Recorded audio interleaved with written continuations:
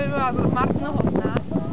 Ona mi je Queen Victoria, druhá najväčšia na svete, takže je to trošku taká škoda, že neprišla prvá. Ale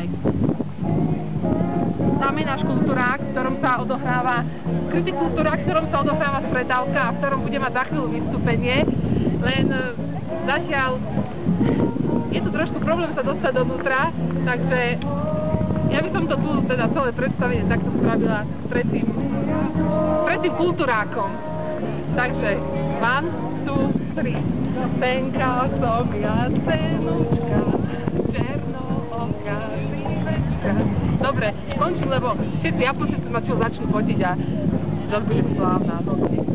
Takže z Martinovho sna pre televíziu, pre Telelíviu, Lívia, Igor a Klapka.